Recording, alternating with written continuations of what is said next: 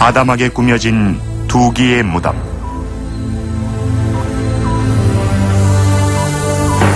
이 무덤의 주인공은 조선 15대 왕인 광해군과 그의 부인이다. 경기도 남양주시의 어느 산기슭에 묻힌 광해군. 그의 무덤은 그렇게 아무도 관심을 갖지 않는 곳에 초라한 모습으로 남아있다. 한때 조선의 왕이었지만 광해군에게 남겨진 이름은 폭군이요 쫓겨난 임금. 광해군은 왜 궁에서 쫓겨나게 된 것일까?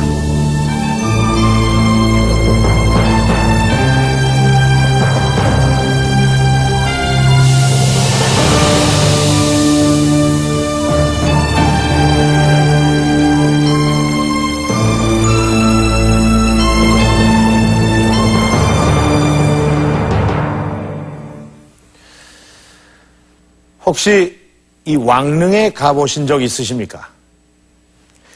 대개 왕릉은 그 규모도 거대할 뿐만 아니라 이 릉 주변엔 화려한 석상들로 장식이 되어 있습니다. 그런데 지금 제 뒤에 보이는 이 광해군의 무덤은 왕의 무덤이라고 하기에는 너무나 초라합니다. 이 규모가 적을 뿐만 아니라 이 주변에 이 성물은 이끼가 끼어 있고 또 보시는 것처럼 이렇게 일부는 깨어져 있기까지 합니다. 도대체 무슨 사연이 있길래 이렇게 광해군의 무덤이 초라한 모습으로 남아있게 된 걸까요? 지난주부터 보내드리고 있는 여름방학 특집 역사 스페셜.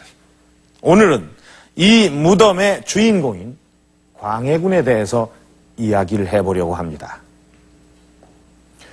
지난 6월 이 1000여 명의 교사들을 대상으로 설문조사를 한 결과를 보면 이 주제별로 가장 관심이 많은 분야가 바로 인물입니다.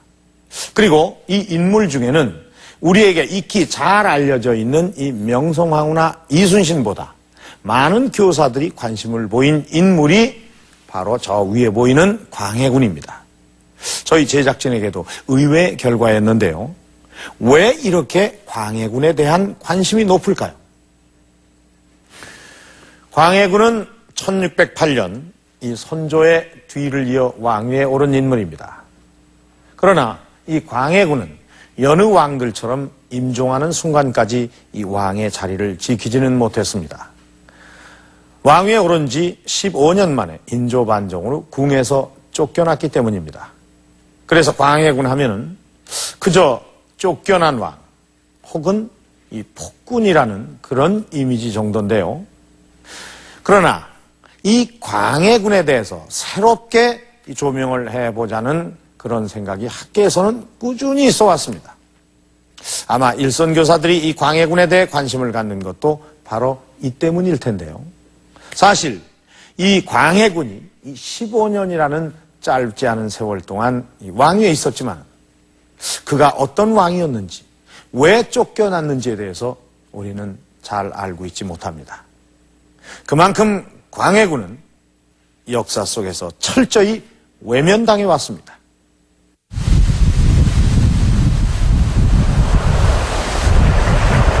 궁에서 쫓겨난 광해군이 마지막 생애를 보낸 곳은 한반도 남단의 섬 제주도. 제주민속촌 박물관엔 광해군의 유배 생활을 짐작해 볼 수 있는 전시물이 있다.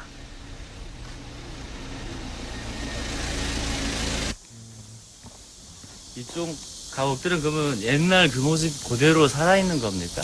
예, 이것은 옛날 있었던 집을 그대로 장소만 옮겨 놓은 겁니다. 예, 해서 그대로 그 모든 구조가 재현되어 있습니다. 예, 이건 작은 방이고 여기가 이제 마루가 되고,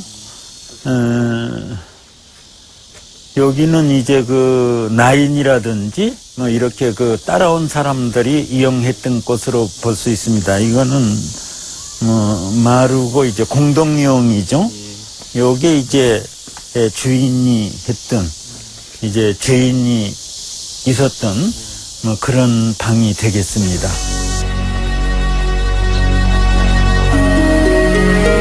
광해군의 유배형은 위리안치였다. 위리안치는 왕족이나 고위 관리에게 내려지는 유형으로 유배인을 좁고 허름한 집에 가둔 채 외출은 물론이고 외부인과의 접촉도 허락하지 않는 중형이다.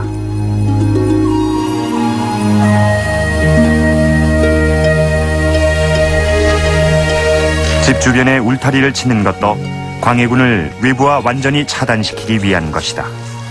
탱자나무입니다. 이 제주도에는 탱자나무가 많았습니다. 그래서 옛날 그 죄인을 위리안치 할 경우에는 이 탱자나무 집에 이제 했는데 이게 상당히 가시가 날카롭습니다. 이렇게 상당히 날카로워서 이건 완전 그 외부와 차단시킨 거죠. 이 속에서 죄인 생활을 하게 되는 겁니다.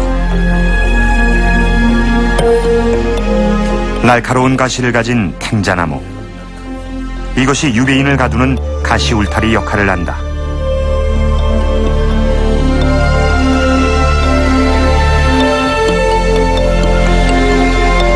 겹겹이 쌓인 가시 울타리 속에 지어진 작고 초라한 집. 광해군은 67세의 나이에 이곳에서 홀로 눈을 감는다. 기록에 의하면 부음을 듣고 온 제주 목사가 열쇠를 부수고 들어가 광해군의 시신을 위험했다고 한다. 처량한 죽음이었다.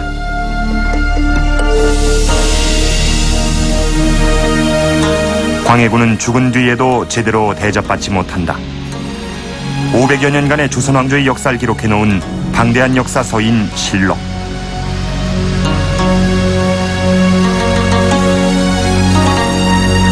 그런데 광해군 대의 기록은 실록이란 이름 대신 일기로 남아있다. 이 조선왕조 실록 중에서 그 실록이라고 호칭하지 않고 이 유의하게 일기라고 호칭한 왕이 2명이 있습니다. 바로 연산군과 광해군인데 이 2명은 모두 이 반정에 의해서 폐위된 왕입니다. 이 군이라는 것은 이 왕에 대한 호칭이 아니라 왕자 때의 호칭입니다. 따라서 이 광해군 일기라고 이 표현된 데는 결국 광해군이 조선시대 내내 왕으로 인정을 받지 못했다는 것을 보여주고 있습니다.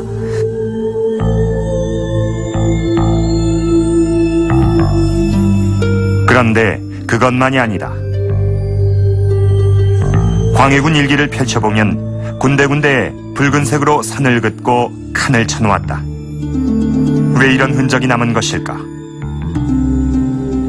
광해군 일기를 만든 인조대에 이 만들 시점에 재정 상황이 좋지 않아 가지고 실록 한 권이 완성되기 위해선 여러 차례 수정 작업을 거쳐야 한다. 뽑지 않은 상태에서 실록의 붉은 줄은 바로 실록을 수정하는 과정에서 생긴 것이다.